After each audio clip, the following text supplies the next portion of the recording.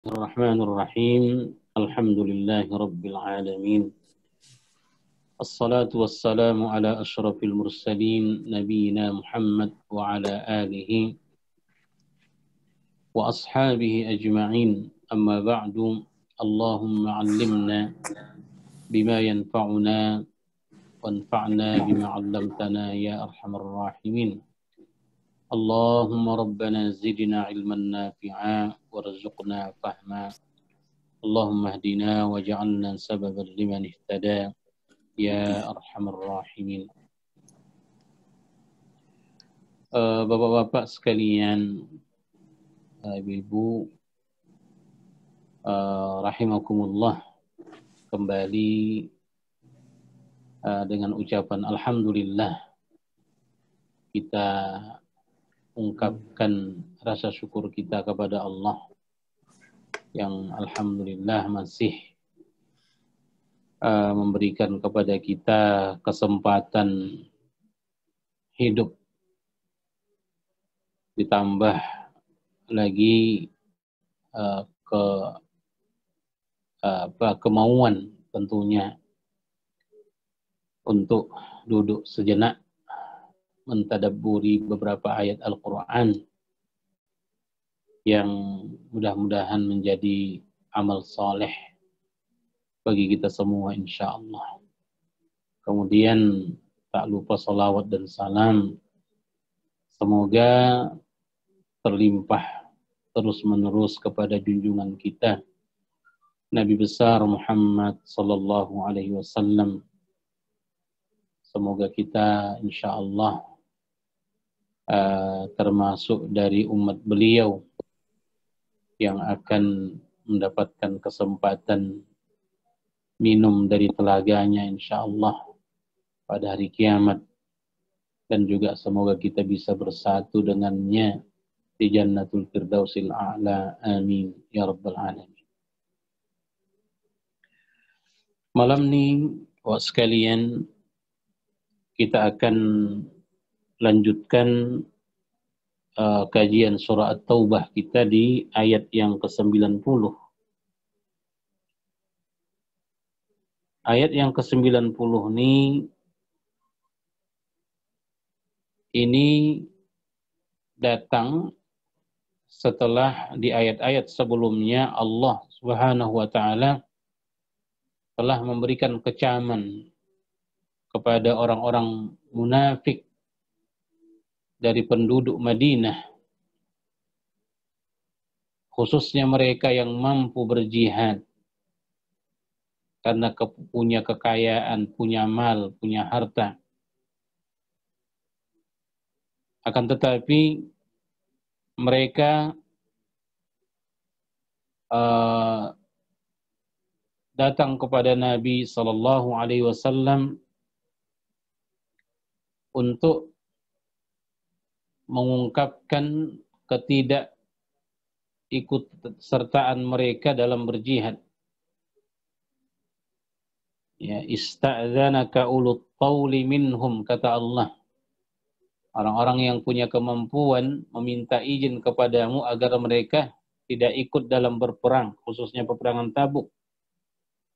Yang mereka sudah berpuas hati tinggal bersama para wanita, anak-anak, orang-orang tua, dan atas dasar itu Allah pun mengunci hati mereka sehingga mereka tak lagi mampu memahami hikmah pelajaran di balik semua perintah ataupun larangan. Kemudian setelah ayat tersebut Allah menjelaskan kepada kita kelompok yang berjuang, berjihad dengan hartanya, dengan jiwanya. Mereka lah Rasulullah dan orang-orang yang beriman di kalangan sahabat. Setelah menjelaskan dua macam tipe manusia, satu orang-orang munafik satu lagi orang-orang beriman sekalian. Maka pada ayat kita malam ini apa kata Allah? Waja'al mu'adziruna minal a'rab. Waja'al mu'adziruna minal a'rab liyu'zana lahum. Dan telah datang orang-orang yang mengemukakan uzur, yaitu al-a'rab, Arab-Arab, orang-orang Arab pedalaman yang tinggal di perkampungan-perkampungan atau di pegunungan-pegunungan.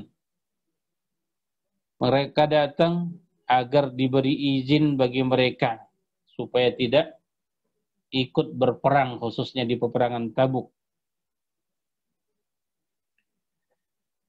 Ayat ini, kata para ulama, ada dua qiraat sekalian tentang bacaannya. Qiraat jumhur membaca ayat ke-90 ini dengan bacaan yang kita tengok bertasydid, Pak. Waja'al mu'adziruna. Asalnya adalah waja'al mu'tadziruna minal a'rab liyu'dzana lahum. Jadi al-mu'adziruna asalnya itu adalah al-mu'tadziruna. Dibuang tanya karena makhraj ta dengan za itu berdekatan, atau untuk, kata para ulama, dibuang tanya itu untuk takhfif, meringkas, sehingga untuk diketahui bahwa ada huruf ta yang dibuang dalam kalimat tersebut, dikasihlah tasydid di huruf zai. Di huruf zai itu, Pak, maka dibaca waja'al mu'adziruna, asalnya mu'tadziruna. Dari segi makna, al-mu'adziruna, mereka-mereka orang-orang Arab Badwi yang datang kepada Nabi mengemukakan alasan-alasan, uzur-uzur mereka, yang dengan alasan-alasan itu agar mereka diizinkan tidak ikut perang. Itu maknanya. Tapi kalau kita tengok kepada qiraat lain sekalian, ya seperti qiraat al-Imam Al-Kisai yang diriwayatkan oleh Imam dalam riwayat Qutaibah rahimahumullahu jami'an, dan ini juga menjadi qiraat Ibnu Abbas radhiyallahu anhu. Mereka membacanya waja'al mu'dziruna, waja'al mu'dziruna minal a'rab liyu'zana lahum. Jadi kalau dalam qiraat kedua ini sekalian, waja'al mu'dziruna itu maknanya datanglah orang-orang yang mengungkapkan uzur agar diberi izin tidak ikut perang, tapi alasan-alasan yang mereka kemukakan sebagai uzurnya itu adalah bohong, cakap tipu, Pak. Jadi mereka meminta izin kepada Nabi dengan alasan-alasan yang dusta. Itu makna kalau dibaca dia dengan qiraat yang kedua, al-mu'dziruna. Walau para ulama-ulama tafsir kita lebih menguatkan pendapat pertama, Pak. Maknanya apa? Waja'al mu'adziruna minal a'rab, bahwa ada dari kalangan Arab Badui yang tinggal di perkampungan atau di pedalaman, yang datang kepada Nabi SAW berterus terang tidak bisa ikut dalam peperangan Tabuk, memang dengan alasan-alasan yang bisa diterima. Dengan alasan yang bisa diterima. Jadi alasan mereka benar. Dan kata para ulama, mereka-mereka ini adalah orang-orang yang beriman, bukan orang munafik. Mereka ini adalah orang-orang Badui, orang-orang pedalaman yang memang baik, beriman kepada Allah, beriman kepada Rasul, tapi mereka tidak mampu ikut ke peperangan Tabuk. Ya, atas dasar itu mereka datang ke Nabi memohon izin dan mengungkapkan alasan-alasan mereka, ya, sehingga Nabi pun mengizinkan mereka. Wa qa'ada alladhina kadzabu Allah wa rasulah. Sedangkan orang-orang yang mendustakan Allah dan mendustakan Rasulnya duduk berdiam diri saja. Artinya mereka-mereka yang disifati Allah di sini mendustakan Allah, mendustakan Rasul, sudah tak ikut perang bersama kaum muslimin, mereka juga hanya duduk berdiam diri saja tanpa datang kepada Nabi Sallallahu Alaihi Wasallam untuk meminta maaf dan mengemukakan uzur-uzurnya. Jadi di sini atau di ayat ini sekalian ada dua kelompok yang dijelaskan oleh Allah. Ya, pertama adalah kelompok beriman dari adat Badui yang datang kepada Nabi karena memang mereka tidak punya kemampuan untuk ikut berperang di peperangan Tabuk. Mereka minta izin kepada Nabi SAW dan mengemukakan ujur-ujur mereka.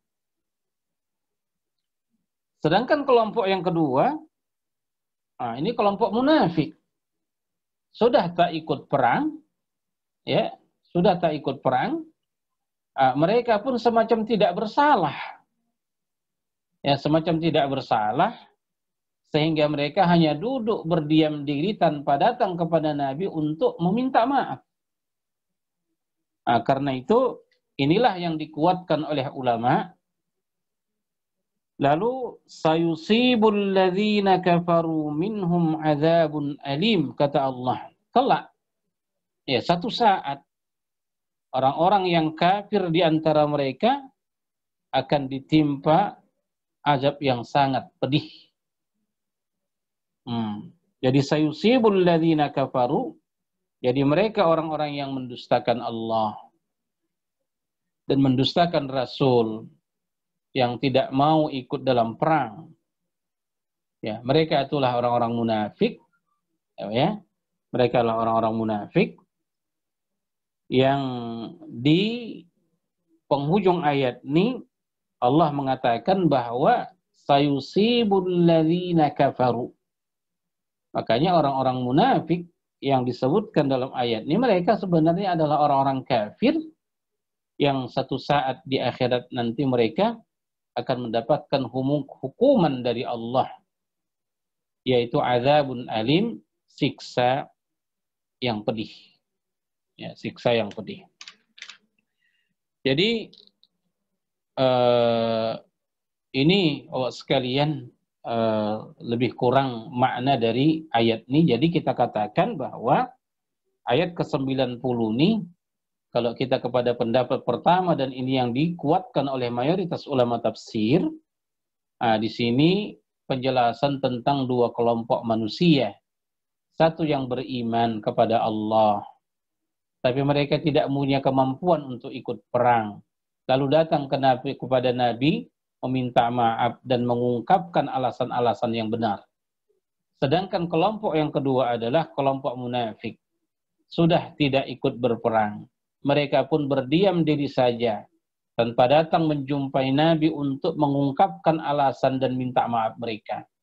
Dan kepada mereka ini Allah Subhanahu wa taala telah berjanjikan bahwa untuk mereka ini nanti akan ada siksa yang pedih yang akan menimpa mereka, tentunya itu pada hari kiamat, Bapak sekalian. Itu lebih kurang ya makna ayat ini. Kemudian di ayat yang ke-91 Allah Subhanahu wa taala mengatakan laisa 'alad du'afa.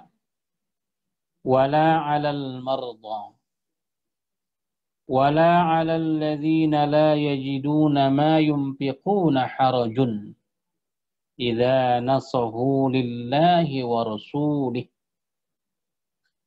Kata Allah, tidak ada dosa atas orang-orang yang lemah, du'afa.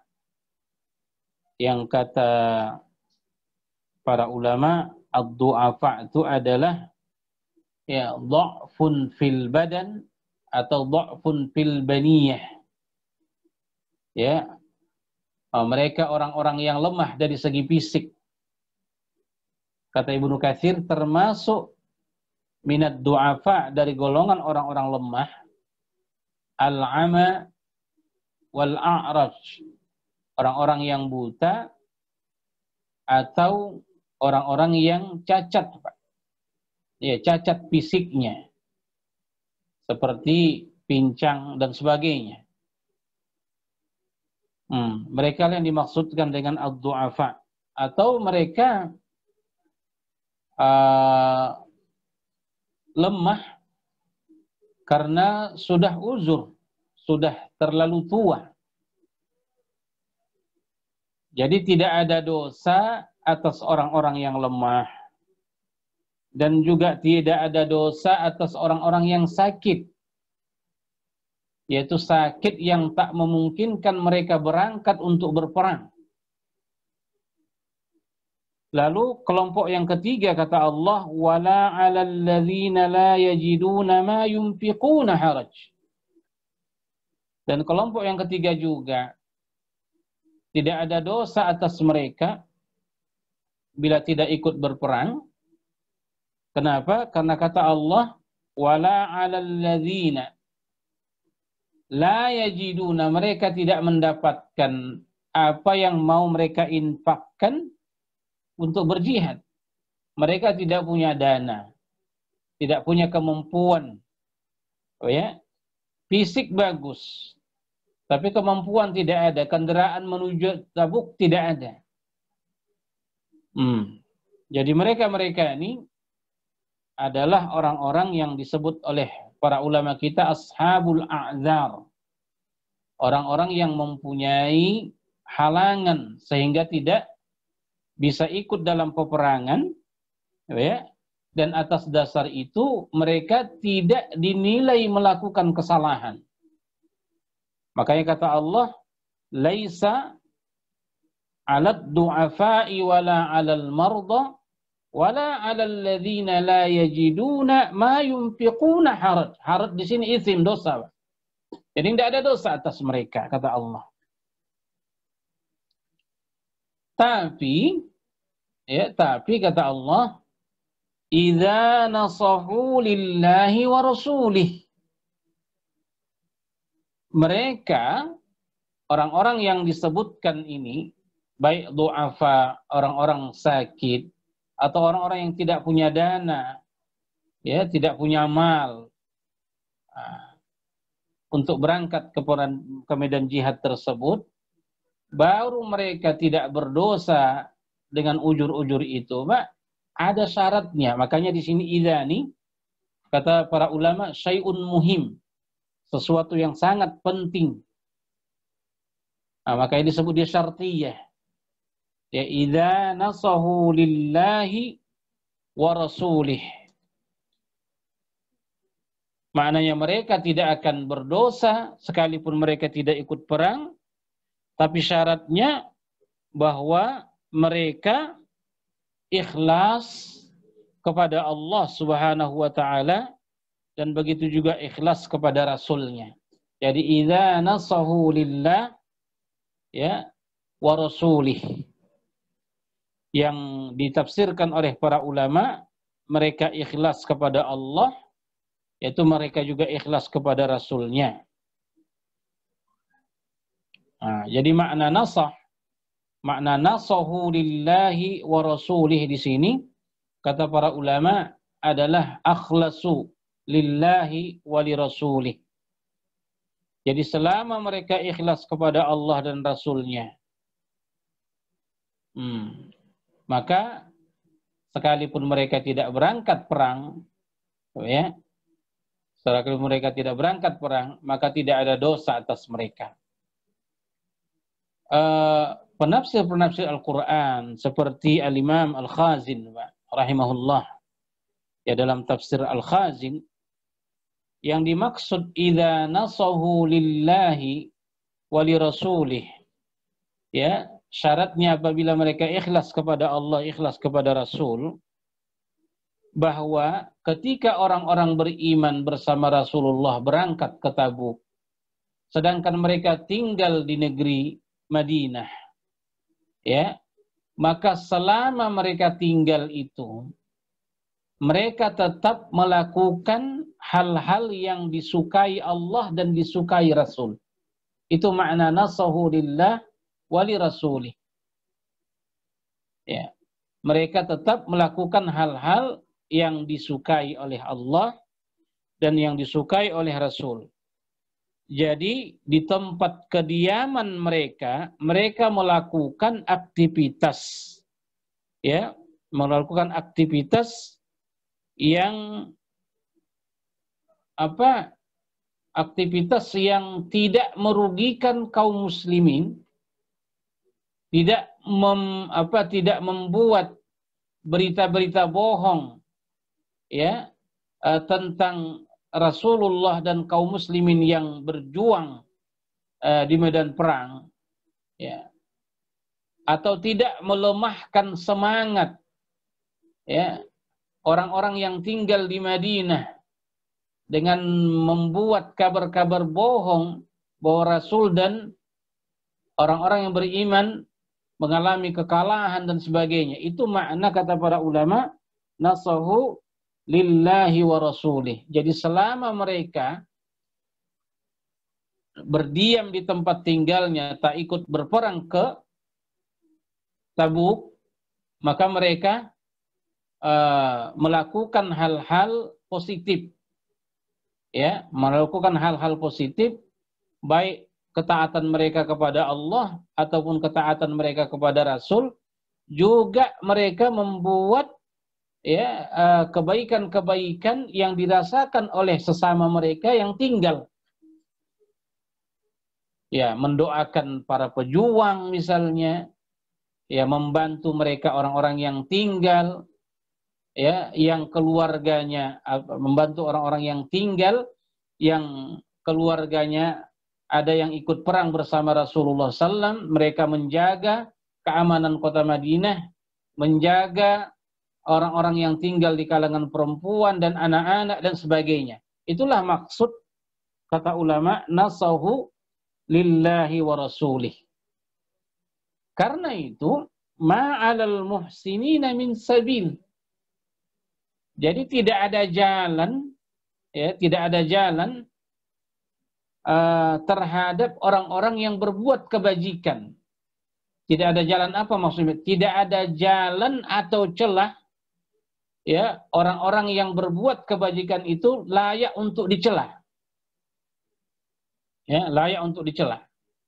Jadi ma'alal muhsinina min sabil, tidak ada jalan, ya, untuk mencela orang-orang yang berbuat kebaikan.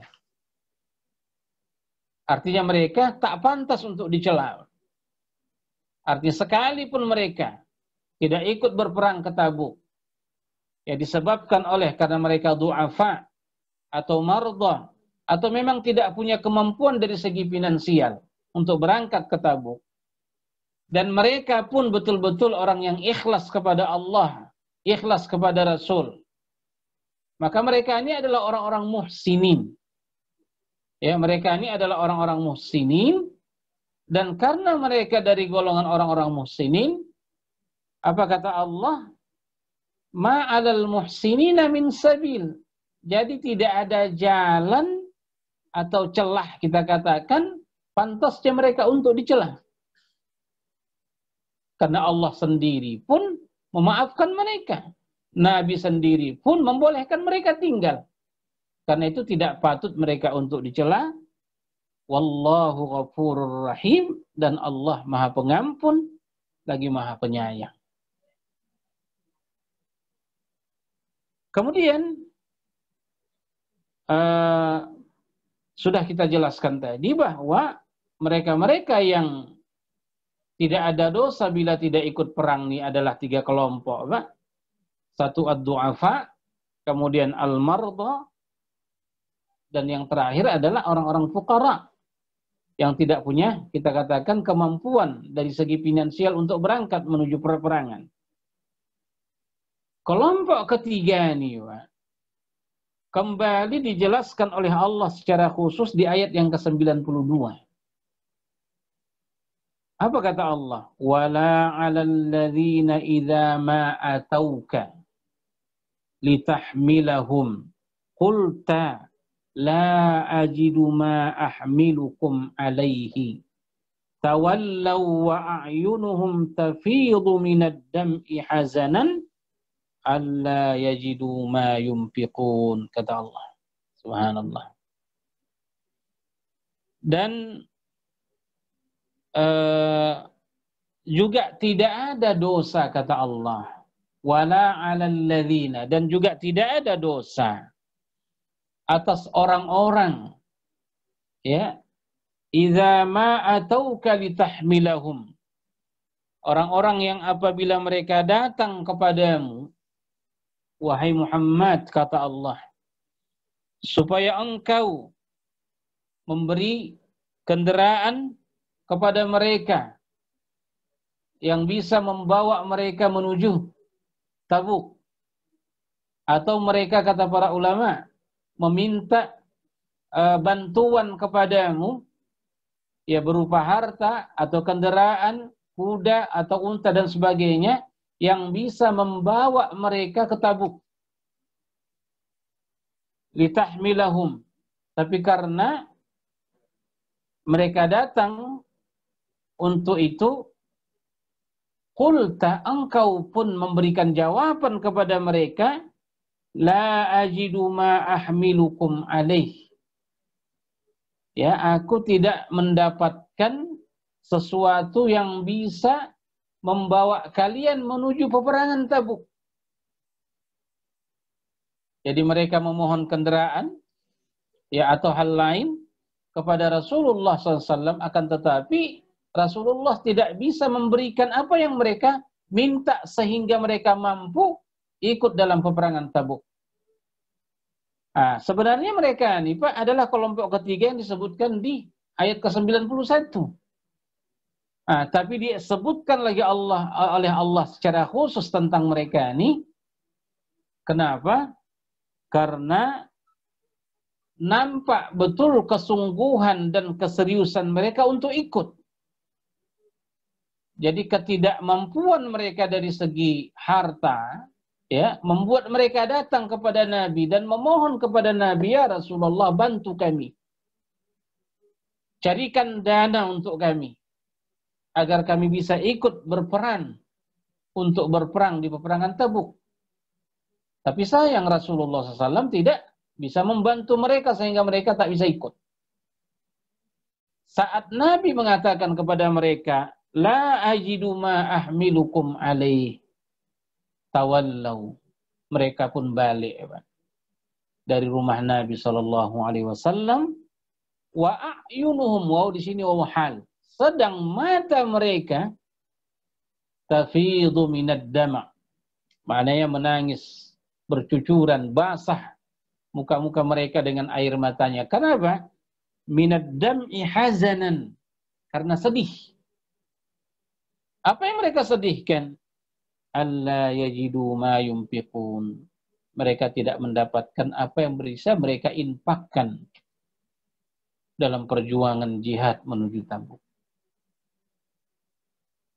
Dan mereka ini disebut dalam sejarah humul bakkaun, orang-orang yang memang mudah menangis, sedih, ya, ketika luput dari mereka satu amal saleh yang tidak bisa mereka lakukan disebabkan karena mereka tidak punya kemampuan dari segi harta.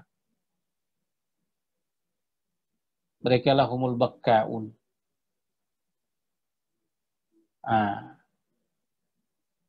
Jadi karena Apa? Karena kata ulama betul-betul mereka ini sangat sedih, ya, sebab tidak mampu berangkat perang, padahal mereka menginginkan, ya, ikut dalam peperangan tersebut. Atas dasar itulah Allah Subhanahu wa taala mengangkat perihal mereka ini di ayat ke-92 ini, padahal tadi, ya, mereka sudah disebutkan oleh Allah di ayat ke-91, Pak. Ya, wala 'alal ladzina la yajiduna ma yunfiqun. Itu mereka. Nah, tapi disebutkan lagi oleh Allah di ayat ke-92 ini menunjukkan tingginya martabat mereka di hadapan Allah Subhanahu wa taala. Kemudian kalau kita tengok kalimat-kalimat ahli tafsir sekalian tentang siapa mereka ini, orang-orang yang tidak punya kemampuan dari segi dari segi harta, Pak, sehingga tak mampu berangkat perang, dan datang kepada Nabi memohon bantuan, tapi Nabi juga tidak bisa memberikan bantuan. Dalam riwayat-riwayat mengatakan bahwa mereka ini terdiri dari 7 orang bersaudara. Ya, kata Al-Imamul Qurtubi rahimahullah, mereka ini adalah 7 orang bersaudara, Pak, dari anak-anak Nu'man ibnu Muqarrin Al-Mazini. Mereka terdiri dari 7 laki-laki yang memang fuqara, ya, datang kepada Nabi SAW mengungkapkan keinginan ikut, ya, ke Tabuk, tapi syaratnya Nabi harus memberikan sesuatu untuk mereka, tapi Nabi tidak mampu untuk itu. Balik mereka dari Nabi dalam keadaan sedih menangis karena tidak bisa memberikan sesuatu, menolong perjuangan. Jadi mereka-mereka ini adalah menurut Al-Imamul Qurtubi rahimahullah anak-anak dari Nu'man ibnu Muqarrin Al-Mazini, ya, atau Al-Muzani, yang mereka terdiri dari 7 orang. Walau tetap di antara ulama ada yang mengatakan mereka dari Bani Ansar atau ada yang mengatakan dari Bani Auf. Ya, bahkan ada lagi di antara ulama mengatakan mereka terdiri dari 3 orang. Wallahu a'lam, begitu beberapa riwayat disebutkan ahli tafsir sekalian. Sebenarnya kata para ulama, kelompok yang datang kepada Nabi Sallallahu Alaihi Wasallam yang bermohon, ya, dan menangis saat permohonan mereka itu tidak mereka dapatkan, ya, bahwa mereka ini pada akhirnya, ya, ikut juga dalam peperangan Tabuk, Pak. Ikut juga dalam peperangan Tabuk. Kenapa? Karena ketujuh orang tadi, ya, ketujuh orang tadi kalau kita ke riwayat Al-Imamul Qurtubi, ya, bahwa 3 orang dari 7 orang itu dibiayai oleh pakcik Nabi kita, yaitu Abbas ibnu Abdul Muttalib radhiyallahu anhu. Kemudian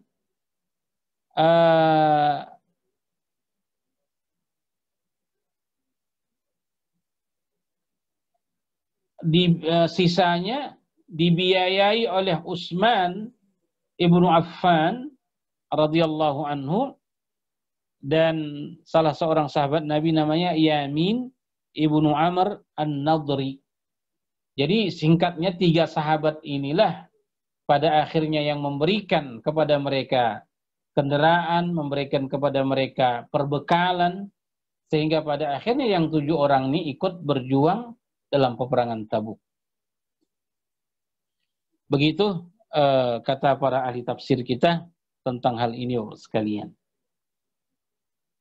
Jadi intinya ayat ke-91 dan 92 ini, Pak, ini adalah ashabul a'dzar. Mereka orang-orang yang uzurnya diterima. Ya, sekalipun mereka tidak ikut perang, mereka tidak akan berdosa karena ujur-ujur tersebut.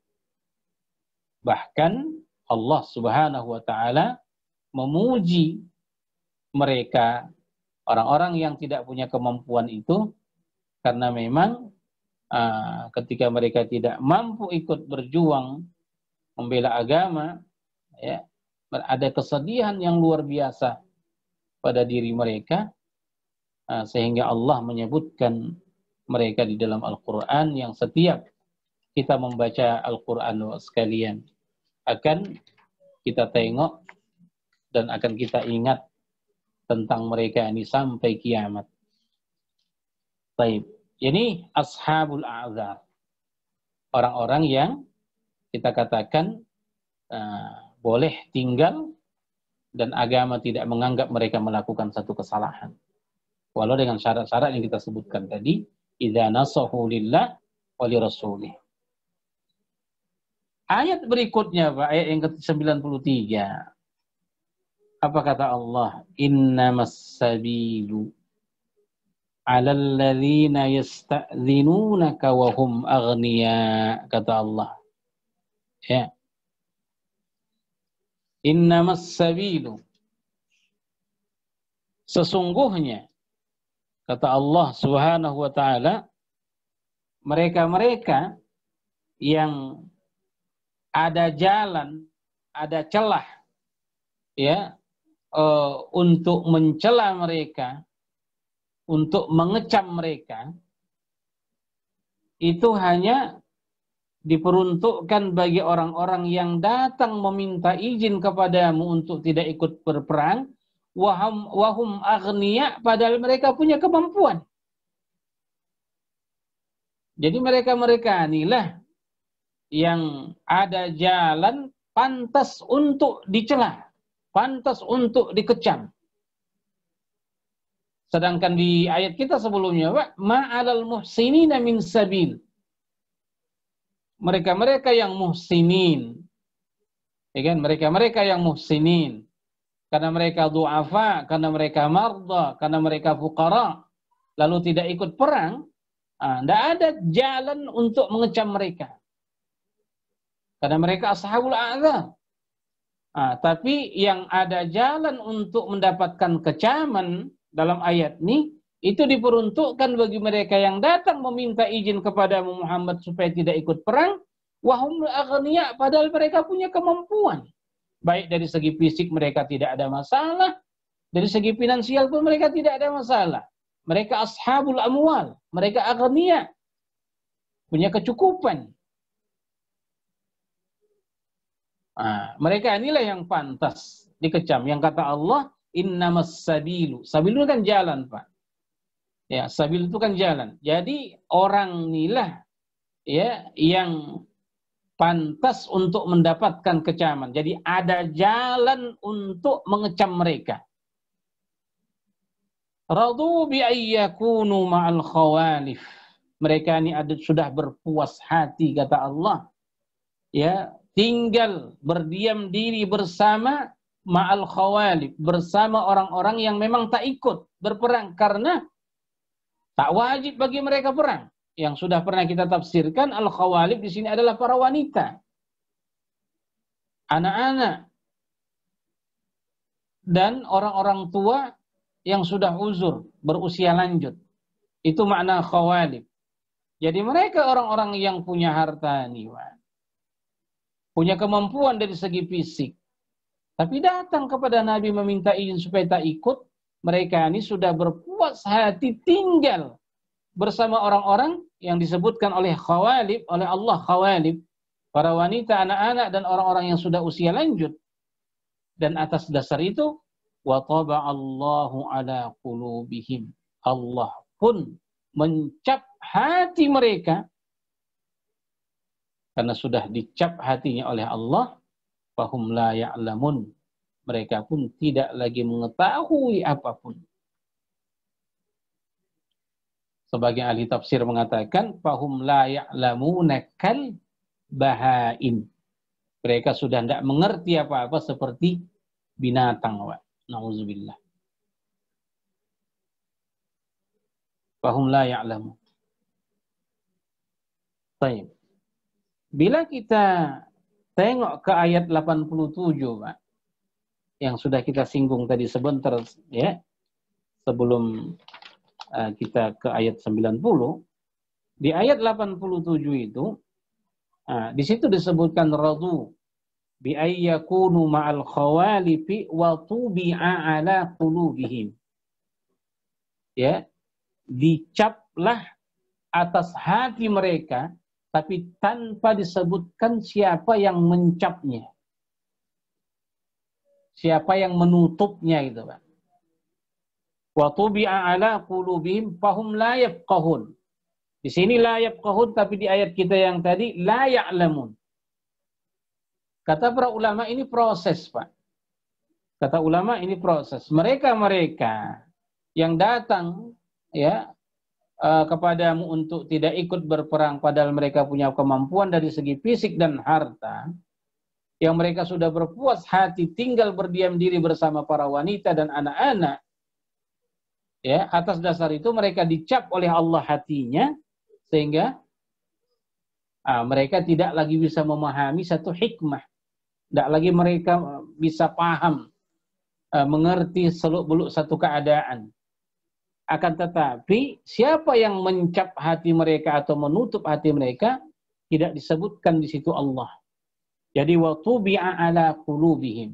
Sementara di ayat kita yang ke-93 ini jelas di sana Allah lah wa taba Allahu.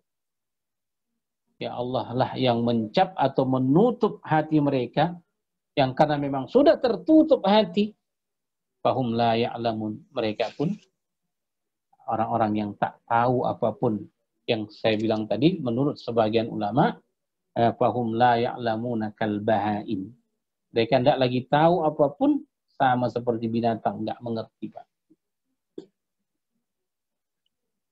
Baik. Jadi kalau di sana seolah-olah mereka itu tertutup hatinya sehingga tidak bisa memahami, tapi masih ada kesempatan untuk ada kesempatan bahwa hati yang ditutup itu terbuka balik. Terbuka balik. Tapi karena kemunafikan itu terus-menerus bersarang di hati mereka, tetap juga datang kepada Nabi, ya mengemukakan ketidakikutsertaan mereka dalam perjuangan, dan berpuas hati tinggal berdiam diri bersama orang-orang yang dibenarkan agama tidak ikut dalam berperang, maka atas dasar itu Allah pun mengunci hati mereka. Fahum la ya'lamun.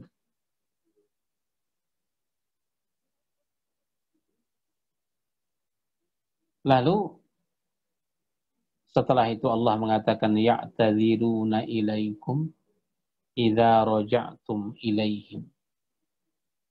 Qul la ta'tadziru lan nu'mina lakum qad nabba'ana Allahu min akhbarikum. Ayat yang ke-94 ini Allah Subhanahu wa taala mengabarkan kepada Nabi dan kaum muslimin bahwa mereka orang-orang munafik yang kata para ulama jumlahnya itu sekitar 80 orang. 80 orang yang tak ikut dalam peperangan Tabuk. Mereka ini ya'tadziruna ilaikum, akan terus-menerus ya mengemukakan uzurnya kepada kalian. Idza raja'tum ilaihim, apabila kalian kembali ke mereka dari peperangan Tabuk. Maknanya ini berita dari Allah kepada kaum muslimin. Bila kalian nanti balik dari peperangan Tabuk, sesampainya kalian ke Madinah, itu mereka-mereka orang-orang munafik yang tidak ikut andil dalam peperangan itu akan terus-menerus datang mereka kepadamu. Untuk apa? Mengungkapkan alasan-alasan mereka. Tujuannya supaya mereka tidak dikecam, supaya mereka tidak dihukum. Itu ya. Apa kata Allah terhadap mereka-mereka itu nanti? Qul, sampaikan ke mereka wahai Muhammad. Sampaikan kepada mereka, la ta'tadhiru, kata Allah. Janganlah kalian ungkapkan lagi ujur-ujur kalian, alasan-alasan kalian. Lan nu'mina lakum, kata Imam At-Tabari, lan nusaddiqakum. Karena apapun ujur yang kalian ungkapkan, kami tidak akan mempercayainya, tidak akan membenarkannya.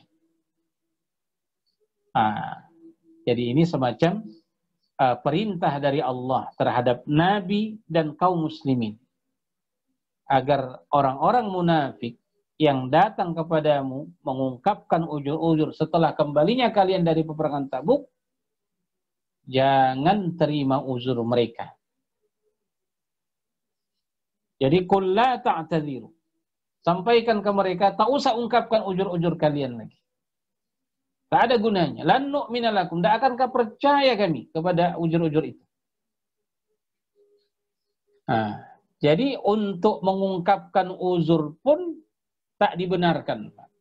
Karena kalau orang masih diberikan kesempatan untuk mengemukakan alasan-alasan ketidakikutsertaannya dalam peperangan Tabuk, bisa saja kita yang mendengar alasan-alasan itu bisa berubah. Tapi perintah kepada Nabi dan kaum muslimin, bila mereka itu datang nanti untuk mengemukakan ujur-ujurnya, bilang saja, qul la ta'tadhiru, diam saja, tak usah berujur lagi. Karena bila mereka diberikan kesempatan berbicara, mengumpulkan itu, keadaan bisa berubah.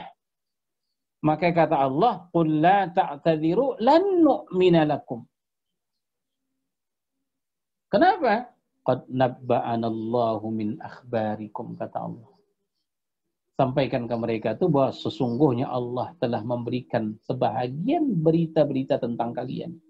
Jadi tak usah pun kalian ungkapkan ujur-ujur kalian, Allah telah menurunkan wahyu memberitakan perihal tentang kalian.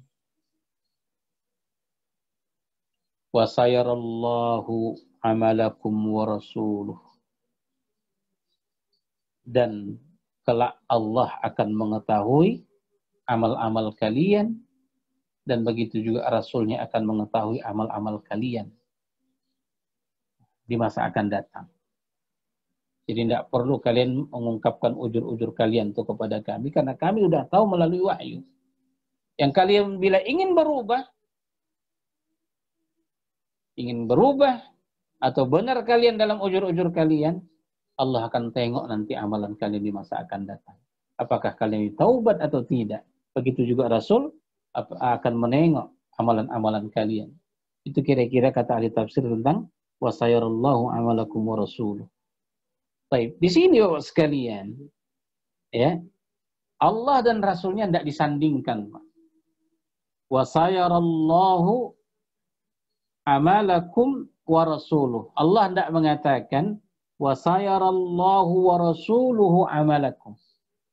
Tapi antara nama Allah, lafzul jalalah, dengan wa rasuluhu ada pemisah, itulah dia amalakum. Kenapa dipisah? Wa sayarallahu amalakum wa rasuluh. Bukan wa sayarallahu wa rasuluhu amalakum. Karena ini berkaitan dengan pengetahuan. Pengetahuan Allah. Ya, pengetahuan Allah tidaklah sama tentunya dengan pengetahuan makhluk, termasuk Nabi kita SAW.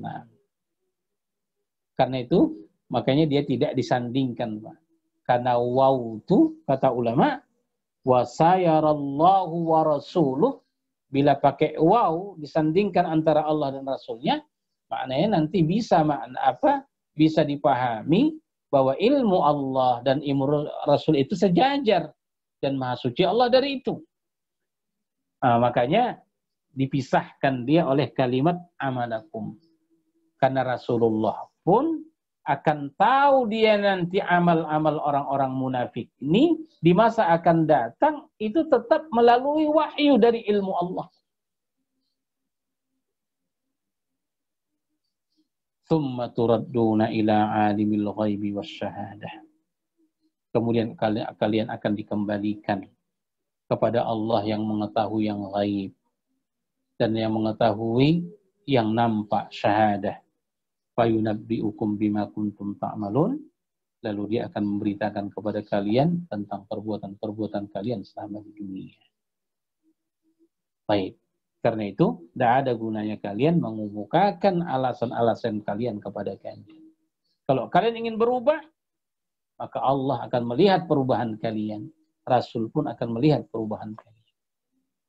Kalau kalian tak mau berubah, kalian satu saat akan dikembalikan kepada Allah yang Maha mengetahui ghaib dan mengetahui sesuatu yang nampak. Lalu nanti Allah akan menceritakan dan memberitakan kepada kalian tentang perbuatan kalian itu. Baik. Kemudian kata Allah, sayahlifuna billahi lakum. Nah, kembali Allah menceritakan tentang orang-orang munafiknya. Sayahlifuna billahi lakum idzan qalabtum ilaihim litu'ridu an. Mereka ini nanti akan bersumpah dengan nama Allah di hadapan kalian, lakum idzan qalabtum ilaihim, bila kalian telah balik dari peperangan Tabuk bersama mereka. Bila kalian sudah balik dari peperangan Tabuk, kalian sudah bergabung dengan mereka, orang-orang munafik yang tinggal itu, tengoklah kata Allah, mereka itu akan datang kepada kalian dengan bersumpah, menyebut nama Allah, wallah, wallah. Tujuannya apa? Litu'ridu anhum, supaya kalian berpaling dari mereka. Kata ulama, supaya kalian berpaling dari mereka orang-orang munafik itu maknanya supaya kalian tidak memberikan hukuman terhadap mereka, supaya kalian tidak mengecam mereka, supaya kalian tidak mengucilkan mereka. Karena itu mereka datang kepadamu dengan bersumpah. Bersumpah dengan nama Allah. Yang tujuannya biar selamat dari hukuman. Biar kalian tidak membenci mereka. Agar kalian tidak mengecam mereka. Itu aja, Pak. Maknanya ingin menyelamatkan diri.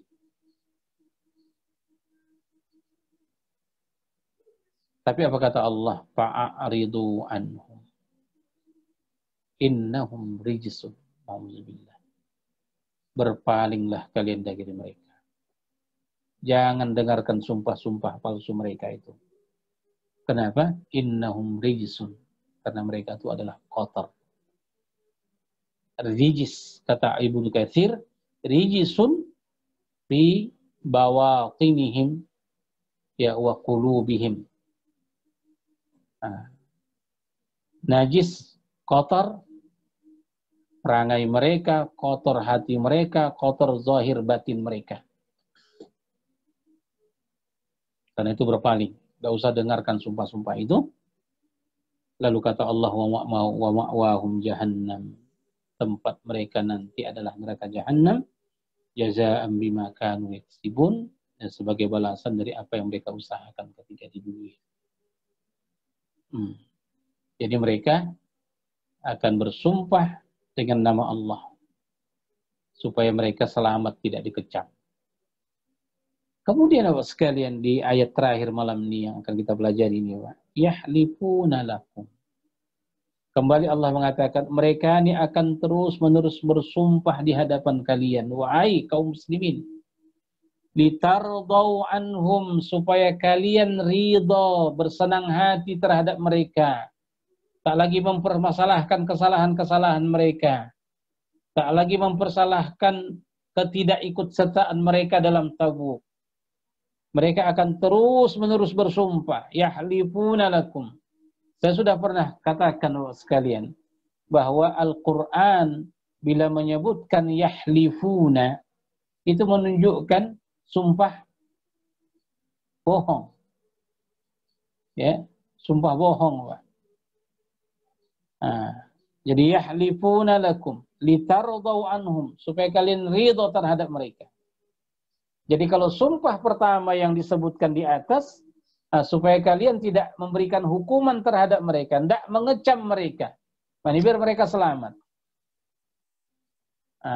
Jadi setelah kalian sudah tak memberikan hukuman terhadap mereka, tidak lagi mengecam mereka, bahkan mungkin kalian sudah ridha, sudah lupa terhadap kesalahan-kesalahan mereka, mereka akan berusaha kembali datang bersumpah di hadapan kalian, tujuannya supaya kalian ridha terhadap mereka, senang terhadap mereka. Jadi beginilah sekalian ulah-ulah munafik itu. Ya, sangat lihai. Sangat lihai. Mengemukakan ujur-ujur mereka, bertindak seperti bersumpah, ya, tujuannya adalah untuk selamat. Tujuannya adalah untuk selamat. Jadi selamat dari kecaman, selamat dari hukuman. Setelah orang kira-kira lupa terhadap mereka, tak lagi membicarakan tentang kesalahan-kesalahan mereka, mereka akan datang kembali, ya, mencari muka.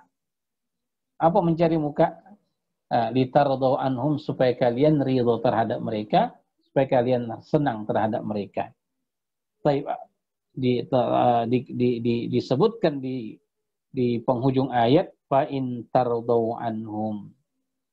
Maka jika kalian memang ridho terhadap mereka, kata Allah Subhanahu wa taala, fa innallaha la yarda 'anil qaumil fasiqin. Allah tidak akan pernah ridha terhadap kaum yang keluar dari ketaatan kepada Allah Subhanahu wa taala. Mereka adalah orang-orang yang fasik. Jadi inilah dia sekalian cerita Al-Quran kepada kita sekalian tentang orang-orang munafik di masa lalu, ya, khususnya dalam sikap mereka terhadap satu perjuangan, ya, terhadap satu perjuangan. Dan kata ulama, ayat ini juga sekalian sebagai bukti atau dalil bahwa kita harus berhati-hati dengan orang munafik dan kita harus menghindar dari mereka, ya, tidak satu barisan bersama mereka, bahkan jangan tertipu dengan sikap-sikap mereka, pembicaraan manis mereka, ya. Karena sudah kita jelaskan di ayat-ayat sebelumnya sekalian bahwa tak ada satupun nama orang munafik yang disebutkan oleh Allah di dalam Al-Quran. Tetapi yang disebutkan oleh Allah dalam ayat-ayatnya adalah sifat-sifat mereka, menunjukkan bahwa sampai kapanpun, dimanapun, orang-orang munafik itu akan berperangai yang sama. Karena itu, maka ayat-ayat ini mengajarkan kepada kita untuk berhati-hati terhadap para munafik, jangan berada di barisan mereka, dan jangan tertipu dengan ucapan-ucapan manis mereka, karena sekalipun kita ridho kepada mereka, Allah tidak akan pernah ridho terhadap mereka. Wallahu a'lam. Demikianlah Bapak sekalian, ya, ayat-ayat yang sempat kita pelajari pada malam ini. Mudah-mudahan insyaallah kandungan-kandungan ayat ini bisa kita mengerti dan bisa kita pahami dan menjadi ilmu yang bermanfaat bagi kita insyaallah. Amin ya rabbal alamin. Jazakumullahu khairan. Demikian Bapak sekalian. Kalau ada yang mau didiskusikan dipersilakan. Wassalamualaikum warahmatullahi wabarakatuh.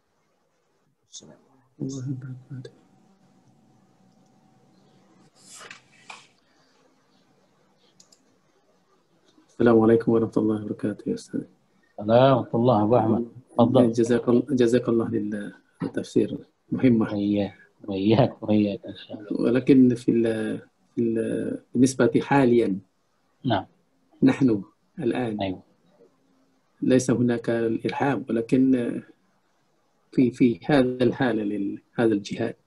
نعم. هذا ما الإرهاب الآن؟ ماذا تقصد؟ ليس إرهاب الآن. laisa hunaka jihad. Nah, sahih. Baik. Justru untuk kita sebagai kita mengenal orang munafik, Ustaz, tapi takut kita sendiri jangan kita tergolong dengan dalam golongan-golongan ini. Baik. Nauzubillah min zalik. Nah.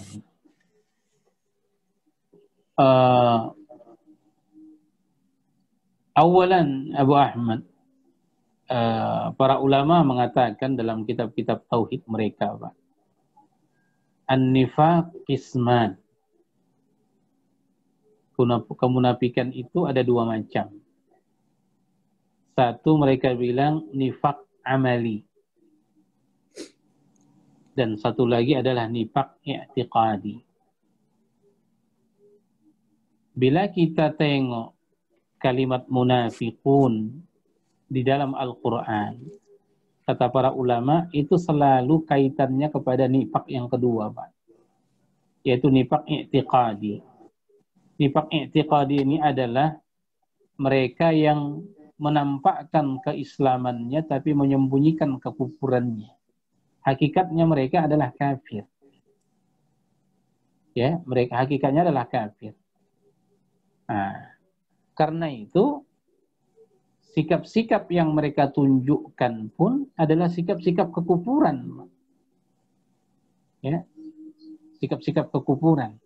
Tengoklah seperti di sini kan. Suka bersumpah, ya, mengumumkan ujur-ujur yang bohong. Bila memerlukan, bila kaum muslimin memerlukan bantuan, memerlukan pengorbanan, mereka tidak mau berkorban. Karena mereka kufur pada hakikatnya. Benci terhadap agama, benci terhadap tokoh-tokoh agama. Cuma mereka sembunyikan itu, tapi Allah nampakkan. Allah nampakkan. Tulisan-tulisan mereka nampak mengkritiskan Islam. Ya. Tulisan-tulisan mereka nampak kebencian-kebencian terhadap ajaran-ajaran agama. Ya. Begitu. Itu nifaq i'tiqadi namanya. Sedangkan nifaq amali disebutkan dalam sunnah. Itu yang sering kita sering kita kita bicarakan dia, yaitu hadis Nabi SAW, ayatul munafiqi thalathah, tanda-tanda munafik itu 3. Munafik di sini bukan munafik i'tiqadi, tapi munafik amali. Idza haddasa kadzab, bila berbicara dusta, bila berjanji tidak ditepati, bila diberi amanah khianat. Ini namanya nifaq amali. Ya, ini namanya nifaq amali. Tapi juga berbahaya bagi kita penyakit ini. Ya kan, berbahaya bagi kita penyakit ini. Karena Nabi mengatakan innal mu'minah la yakdzib. Seorang beriman itu pasti tidak bercakap tipu. Ya kan? Innal mu'mina la yakdzib. Orang beriman itu pasti menjaga amanah. Ya. Orang beriman itu pasti menjaga amanah. Orang beriman itu yufunal ahad, pasti akan menepati janji. Jadi bila ada orang, ya kan, bila berbicara banyak dustanya, bila dikasih amanah dia berkhianat, bila berjanji tak pernah ditepati, maka kata Nabi SAW, barang siapa bagi dia ada 3 perkara ini, kana munafiqan khalisa. Dia adalah munafik tulen, munafik murni, Pak. Tapi munafik di sini namanya amali. Dia tetap beriman, tapi orang yang imannya ada aib, ya, karena penyakit-penyakit itu. Tapi konteks pembicaraan kita di ayat Al-Quran, bila bicara munafik, Pak, itu selalu munafik i'tiqadi. Ya, munafik i'tiqadi. Yang mereka menunjukkan keislaman di luarnya, tapi sebenarnya di batin mereka adalah kekufuran. Makanya hukum mereka kufar. Ya, hukum mereka pada ikatnya kufar. Nah, karena itu sikap-sikap mereka pun adalah sikap-sikap kafir. Ya. Ketika kaum muslimin dilanda musibah, ya, dilanda musibah, mengalami kekalahan dalam satu peperangan misalnya, mereka bergembira, senang, bahagia. Sebaliknya, bila kaum muslimin mengalami kemenangan, mendapatkan ghanimah, mereka sedih, berputus asa, semacam kiamat dunia. Nah, karena kemenangan itu. Karena mereka pada ikatnya benci. Nah, itu ya, mereka benci. Jadi, menjawab pertanyaan Abu Ahmad, apakah sekarang ini ya mereka ini ada dan kita takut apakah kita termasuk dari bagi mereka?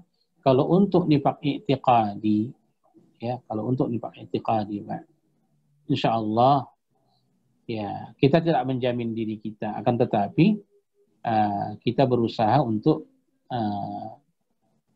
tidak termasuk dari golongan itu. Ya, bahkan kita ini sangat apa kita bilang antipati atau tidak menyukai orang-orang yang berkarakter seperti itu malah. Tapi mereka ada, Pak. Seperti saya katakan pada minggu lalu, mereka ini ada, zaman sekarang ini banyak. Ya, nampak sekali. Ya, inilah ketika kaum muslimin diuji, nabinya dicela, dijadikan olok-olokan oleh orang-orang kafir, malah mereka menyalahkan kaum muslimin. Mereka menyalahkan kaum muslimin.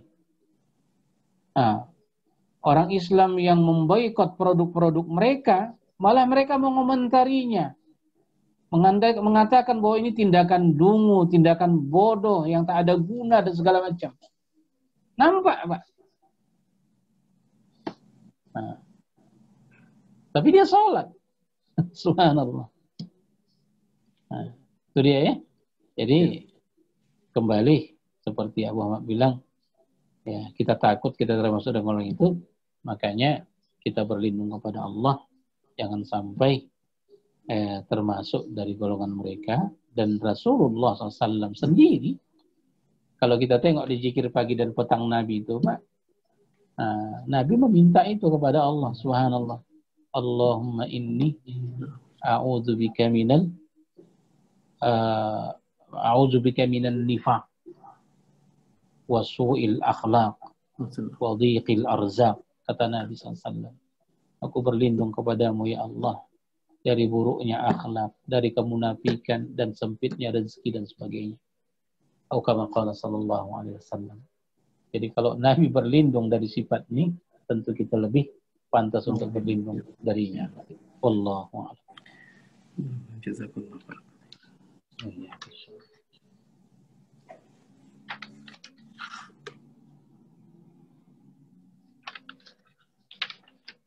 Ya, silakan. Mungkin masih ada, Pak, yang mau dikomentari?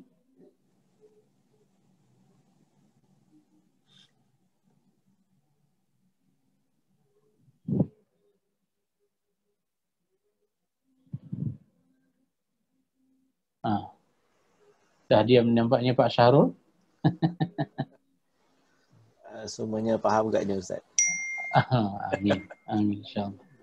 Kalau memang sudah tidak ada lagi yang ingin kita sampaikan, maka untuk malam ini kita cukupkan dulu kajian kita sampai di sini, sampai ayat yang ke berapa tadi itu?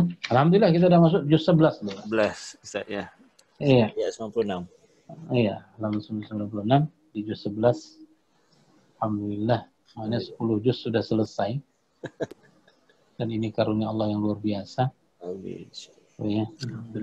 Nah, karena saya pengalaman kuliah di university, Pak, tidak sampai 10 juz tafsir saya belajar. Cuma 6 juz saja. Tapi kita alhamdulillah sudah sampai ya ke-11 dan ini salah satu karunia Allah Subhanahu wa taala, semoga menjadi amal ibadah bagi kita insyaallah. Jadi jazakumullah khairan, kita tutup dengan doa kifadat majlis. Subhanakallahumma wa bihamdika asyhadu an la ilaha illa anta astaghfiruka wa atubu ilaik. Assalamualaikum warahmatullahi wabarakatuh. Waalaikumsalam warahmatullahi wabarakatuh. Assalamualaikum. Iyyakum wa iyyakum.